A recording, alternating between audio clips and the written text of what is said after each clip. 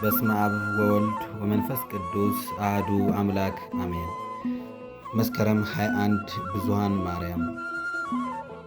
በቤተ ክርስቲያናችን ከሚከበሩ የእመቤታችን የቅድስት ድንግል ማርያም ክብረ በዓላት መካከል መስከረም 21 ቀን የሚውለው በዓል ብዙኃን ማርያም በመባል ይታወቃል።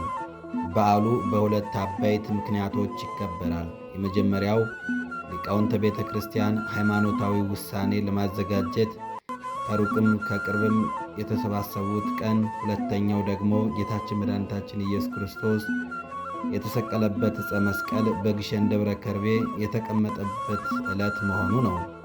ሁለቱም ታሪኮች ከዚህ ቀጥለን እንመለከታለን። በ325 ዓመተ ምህረት አርዮስ የሚባል መናፍቅ የእግዚአብሔር ወልድ የባሕሪ አምላክነትን አልቀበልም በሚል ክህደት እርሱ ተሰናክሎ ለሌሎችም መሰናክል ሆነ።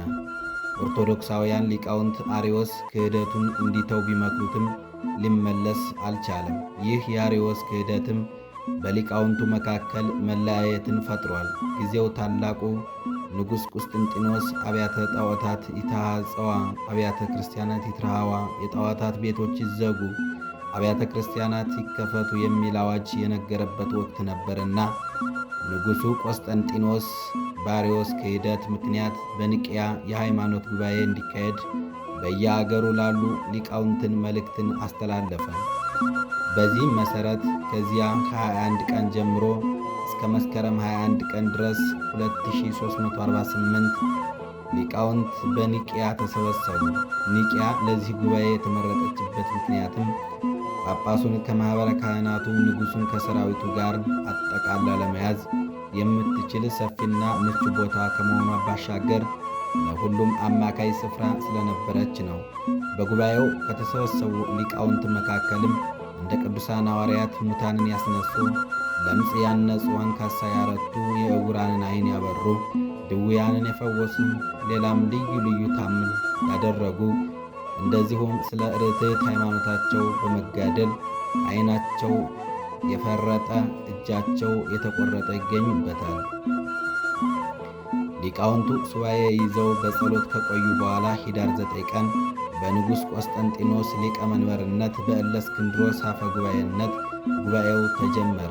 ንጉሡ ሊቃውንቱን ስማችሁን፣ አገራችሁንና ሃይማኖታችሁን ጽፋችሁ ስጡኝ ባላቸው ጊዜም ከ2348ቱ መካከል 318ቱ ሊቃውንት ሃይማኖታቸውን ሲገልጹ እንደ አንድ ልብ፣ እንደ አንድ መካሪ፣ እንደ አንድ ቃል ተናጋሪ ሆነው ዘርዊ ምስለ አብ በመለኮቱ ወልድ ከአብና ከመንፈስ ቅዱስ ጋር በመለኮት በሥልጣን በፈቃድ በሕልውና አንድ ነው ብለው ጽፈው ሰጡት።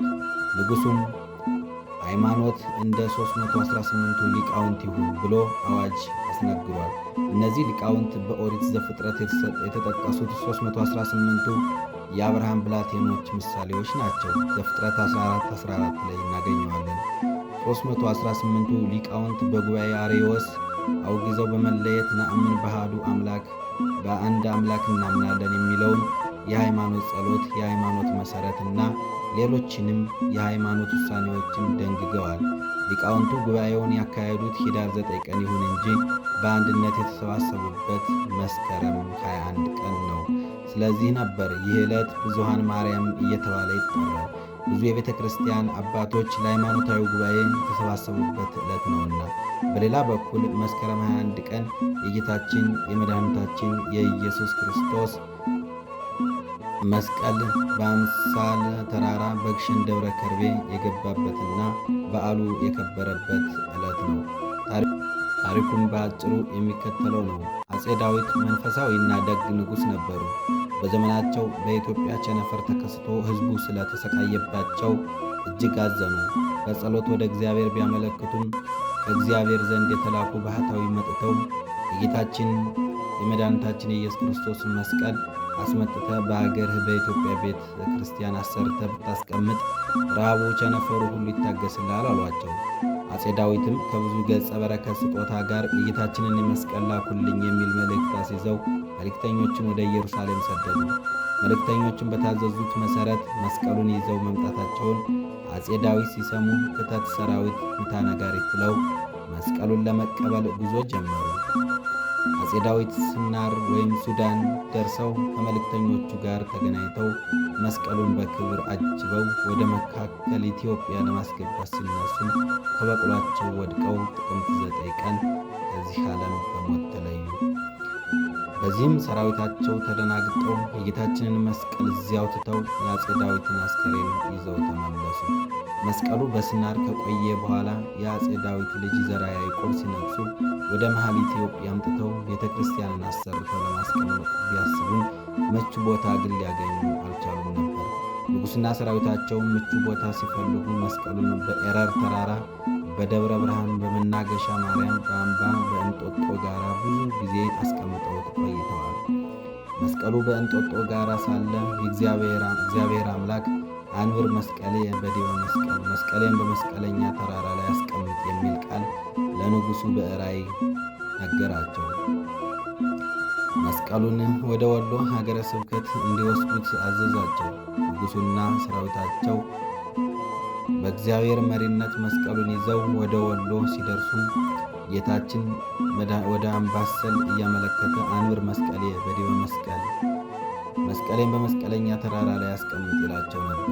ንጉሡ መስቀሉን ይዘው ወደ ቦታው ሲያመሩ መስቀለኛው የግሸን ተራራ አገኙ። በዚያም ቤተ ክርስቲያን አሰርተው በ1446 ዓመተ ምህረት የጌታችንን መስቀል በክብር አስቀምጠውታል።